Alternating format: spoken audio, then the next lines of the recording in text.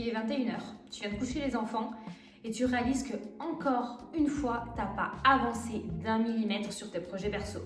Ça te parle, n'est-ce pas? Figure-toi que moi aussi, pendant des mois, j'ai toujours eu l'impression en fait que mes projets perso, ils étaient bloqués, tu sais, dans cette espèce de nuage ou dans cette espèce d'endroit irréel de « mais oui, un jour je le ferai ». Sauf qu'en fait, je me suis rendu compte que c'était pas le temps qui me manquait, mais c'était vraiment en fait la vraie organisation. Et ça tombe bien, aujourd'hui je vais te montrer exactement comment j'ai réussi à structurer mes journées pour avancer sur mes projets perso, même avec un agenda ultra blindé. Et spoiler, ne t'inquiète pas, ça ne te demande pas de te lever à 5h du matin. Hello et bienvenue dans cette nouvelle vidéo. Bon, avant de rentrer dans le concret, dis-moi en commentaire le projet perso sur lequel tu aimerais avancer mais que tu repousses sans cesse. Ça va vraiment m'aider ensuite à te créer du contenu qui va être adapté. Bon, pour ma part, j'ai plusieurs projets perso. Donc déjà, il y en a un, c'est d'apprendre l'espagnol. C'était quand même à LV3, mais du coup, j'aimerais bien quand même m'y remettre. Ensuite, c'est d'organiser mon voyage en Thaïlande pour la fin d'année prochaine. Donc voilà, dans un an, mais bon, ça se prépare. Moi, j'aime bien préparer. Et ensuite, 3, si tu ne le sais pas déjà, en fait, je suis entrepreneuse. Donc pour le moment, j'ai juste un pack de produits digitaux pour aider les femmes débordées à créer leur routine 100% personnalisée. Et là, je suis en train de créer un accompagnement, voilà, pour mieux aider, une offre qui va être beaucoup plus poussée, beaucoup plus structurée pour vraiment accompagner au mieux en tout cas les femmes qui sont débordées par leur travail et qui veulent vraiment retrouver du temps pour elles pour prendre soin d'elles. En fait, du coup, le problème, c'était que ces projets, en fait, ils étaient dans ma tête pendant un moment. Voilà, ils étaient là, en arrière-pensée. Et sauf que je ne faisais absolument rien pour les concrétiser. Donc je me suis dit, au bout d'un moment, en fait, ça suffit. C'est des choses qui me tiennent vraiment à cœur. Donc apprendre l'espagnol, partir en Thaïlande, en tout cas l'année prochaine, voilà. Et avancer sur cet accompagnement. Donc en fait, c'est bien beau d'y penser, mais maintenant, il faudrait peut-être le faire. Du coup, je vais te partager ma méthode en 4 étapes pour justement réussir en fait à intégrer tes projets perso dans ta vie pro, dans ton agenda qui est déjà blindé. Attention, c'est pas parfait, c'est toujours une méthode que j'adapte en fonction, mais ça marche. En tout cas, pour moi, ça marche. Donc, c'est pour ça que je vais te la partager. Et le mieux, c'est vraiment que tu vas pouvoir la tester dès demain. La première étape, évidemment, c'est la base, c'est d'identifier des créneaux non négociables. C'est quoi? En fait, c'est des moments de la journée auxquels tu vas dédier un temps pour tes projets perso et comme on l'a dit, ce temps, il va être non négociable. Par contre, attention, je ne te parle pas de trouver du temps un peu occasionnellement ou attendre d'avoir 2 heures complètes de libre. Ah non, parce que ça, on sait très bien que ça n'arrivera jamais. Je te parle vraiment de décider de t'accorder du temps pour ça. De mon côté, c'est super simple. J'ai identifié plusieurs créneaux. Donc déjà, mes leçons d'espagnol, si tu sais pas d'ailleurs, je les fais sur Duolingo. Donc c'est une application qui est tout le temps gratuite, ça c'est cool. Donc en fait, mes leçons d'espagnol, je les ai intégrées le matin dans ma morning routine. Donc ça c'est plutôt cool. Ensuite, pour tout ce qui est organisation du voyage en Thaïlande, en fait, je regarde des vlogs par exemple entre midi et 2 quand je mange, ou en fin de journée, ou le soir, tu vois. Comme ça en fait, ça me permet d'intégrer ça très facilement dans ma journée de façon super fluide. Donc du coup, mine de rien, ça me fait progresser parce que je sais déjà plus ou moins vers quoi me diriger. Et concernant l'accompagnement, ça quand même c'est un peu plus le nerf de la guerre parce qu'au final c'est quand même c'est du pro.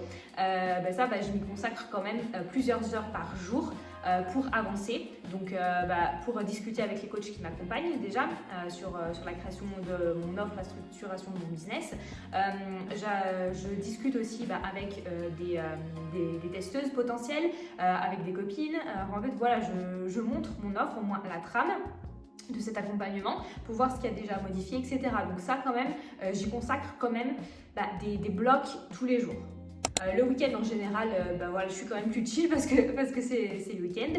Mais le dimanche, par contre, ce que je fais le dimanche matin, c'est un non négociable, c'est que je planifie toute ma semaine. Donc moi, je fais des to-do list par jour et du coup, en fait, c'est là que je vois ce que je vais mettre dans ma semaine, comment j'organise, les priorités, etc., etc. Donc, ton exercice, c'est de prendre ton agenda sur la semaine complète et sur cette semaine, de te bloquer 2 ou 3 fois 30 minutes pour avancer sur tes projets perso. Tu les notes comme si c'était en fait genre un rendez-vous médical et tu t'y tiens, tu en fais un non négociable. la deuxième étape, c'est celle qui a vraiment tout changé pour moi. En fait, c'est vraiment, on va dire, la règle du micro-progrès quotidien. Parce qu'en fait, on a souvent tendance à se dire, non mais vas-y, genre si j'ai pas 1 heure ou 2 heures devant moi, ça sert à rien que je m'y mette. Ah là, c'est faux, c'est complètement faux. Tu vois, comme je t'expliquais, moi vraiment ce qui m'a permis de progresser en espagnol, attention à mon rythme et voilà, c'est de faire vraiment, quand je te dis, c'est entre 2 et 3 minutes d'espagnol tous les jours. Là, mais quand je te dis que j'y suis tous les jours, là, je crois que j'ai une série complète de 207 jours, je crois que j'ai vu ce matin.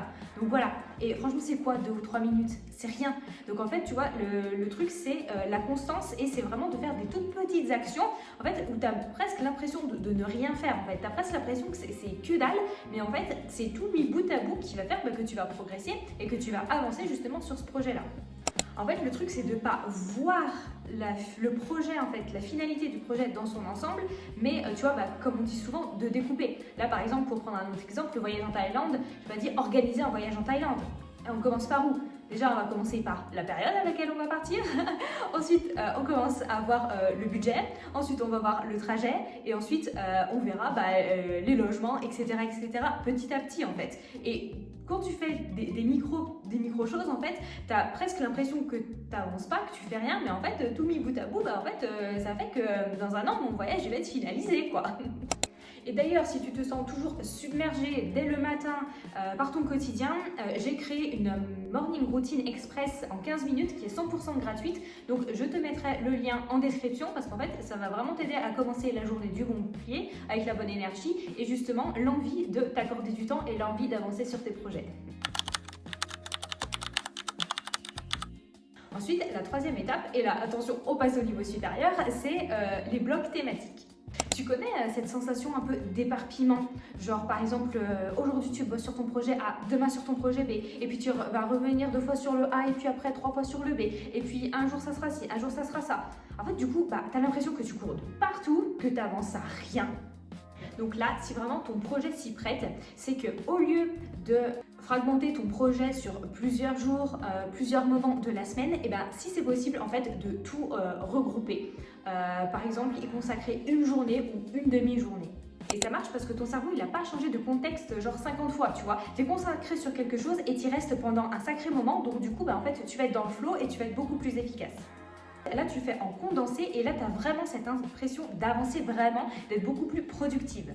Et psychologiquement, c'est sûr que tu vois vraiment la différence et tu as vraiment cette sensation, tu vois, d'avoir accompli quelque chose, d'avoir vraiment avancé pour de vrai et d'avoir construit, on va dire, quelque chose de un peu plus tangible et d'avoir ton projet qui se concrétise de façon beaucoup plus concrète, si je puis dire.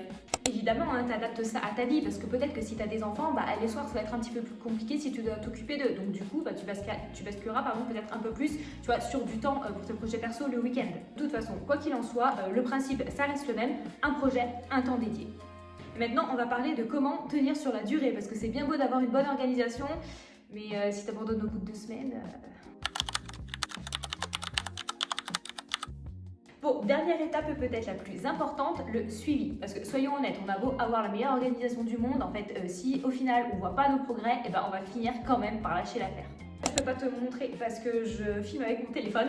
Mais par exemple, comme je disais, en fait, sur Duolingo, j'ai ma progression. Par exemple, là, j'ai vu que j'avais fait 207 jours d'affilée. Et genre, tous les dimanches, quand j'ai fait ma semaine complète, j'ai eu des grandes flammes. Duolingo qui est là, ouais, bravo et tout. Donc, en fait, ça motive à fond. La Thaïlande, petit à petit, en fait, je vois que j'ai de plus en plus de liens. Je vois que le circuit se dessine. Tu vois, ce genre de choses, en fait. Donc, je vois concrètement mon avancée. Et pareil, pour mon accompagnement, comme je t'ai dit, en fait, voilà, je me suis notée des étapes intermédiaires. Là, on est vraiment qu'au début. Donc, je commence avec ma première bêta testeuse. Donc, voilà, en fait, hier, je lui ai envoyé le premier travail, en tout cas, à faire ensemble. Et du coup, tu vois, je commence un petit peu à voir que ça prend forme. Ensuite, si toi, tu ne peux pas avoir des visuels aussi clairs, quelque chose qui peut énormément t'aider, c'est de prendre 20 minutes le week-end, en fin de semaine, pour répondre à 3 questions. Donc, qu'est-ce que j'ai accompli cette semaine pour mes projets? Par exemple, si je reprends mon cas, j'ai appris les éléments de la cuisine en espagnol, ou j'ai trouvé dans quel quartier loger à Bangkok, par exemple, si on reparle de mes projets concrètement. Donc, et pour toi, évidemment, tu adaptes. Ensuite, en question 2, tu peux répondre à qu'est-ce qui a freiné ou ralenti mon avancée sur mes projets cette semaine? Parce que y a des imprévus. Parfois, c'est clairement pas un manque de volonté. C'est juste que des fois, tu as des imprévus, tu as des obstacles, tu as des choses qui viennent et que tu peux pas avancer comme tu veux. Et ça, c'est pas grave. Mais en fait, il faut en être consciente et te dire, ok, bah là, j'ai pas pu avancer comme ça à cause de ça. Et ensuite, qu'est-ce que j'ajuste pour la semaine prochaine? Parce qu'on n'oublie pas que l'organisation, elle n'est pas figée, elle n'est pas carrée comme ça, millimétrée, militaire comme jamais. Non, en fait, c'est vraiment flexible. Donc, qu'est-ce que tu peux ajuster? Comment tu peux évoluer? Comment tu peux encore intégrer tes projets perso en fonction peut-être d'autres contraintes qui sont professionnelles? Tu vois, en gros, voilà, l'idée, c'est vraiment de répondre à cette question pour toujours avoir des possibilités et puis pour pas être dégoûté de ton organisation et surtout, gardons le cap pour avancer, mine de rien, sur tes projets perso. Est-ce que je réussis tous les jours? Bah non, clairement pas. En fait, il faut adapter. Il ne faut pas oublier qu'en fait, on est humaine, qu'on a des vies, que tout ne dépend pas que de nous. Donc voilà, mais par contre, il faut s'y tenir. Il ne faut pas se trouver des excuses et se dire « Ah, mais ça y est, je l'ai pas fait hier, c'est fini, gna gna gna. » Non, c'est pas grave, on adapte et on continue d'avancer. Bon, on va récapituler vite fait les 4 étapes qu'on a vues ensemble pour vraiment bien organiser tes journées pour avancer sur tes projets perso. Étape numéro 1, c'est tes créneaux non négociables. 2 à 3 créneaux par semaine pour tes projets perso. Étape numéro 2, c'est la règle du micro-progrès quotidien. Donc, tu fais des petites actions, même si elles te paraissent infimes, tu avances. Ensuite, étape numéro 3, si tu peux, organise-toi en bloc, un projet, un temps dédié. Et étape numéro 4, fais ton bilan hebdomadaire pour ajuster. Et tu vois, tes projets perso, ils méritent autant d'importance et autant d'attention que ton boulot, que les tâches ménagères, que ta vie de couple, etc. Pourquoi? Parce que c'est ce qui te fait vibrer, c'est ça qui va vraiment donner du sens à ta vie. Parce que honnêtement, dans 6 mois, tu préfères quoi? Dire encore « Ah, j'aimerais bien » ou bien justement avoir avancé sur ce qui compte vraiment pour toi. Du coup, maintenant, ton plan d'action, c'est écrire en commentaire ton projet perso et le créneau non négociable que tu vas caler cette semaine. Pourquoi? Parce qu'en fait, ça va t'engager auprès d'autres personnes, tu vas t'engager un peu publiquement et du coup, ça va vraiment te forcer un peu à t'y tenir. Ensuite, tu vas télécharger gratuitement ma Morning Routine Express en 15 minutes pour bien démarrer la journée et déjà prendre soin de toi dès le réveil pour avoir de l'énergie et pour t'accorder du temps pour toi. Et ensuite, abonne-toi si tu veux plus de techniques d'organisation et de méthodes de motivation simples, concrètes et réalistes. Et voilà, j'espère vraiment que cette vidéo t'a aidé. Si c'est le cas, comme d'habitude, s'il te plaît, mets-moi un petit like parce que je te jure que ça m'aide énormément au niveau de l'algorithme. Je t'attends en commentaire aussi et n'hésite pas à la partager à des personnes qui en auraient besoin. Donc, merci beaucoup d'avoir regardé et je te dis à lundi prochain. Ciao!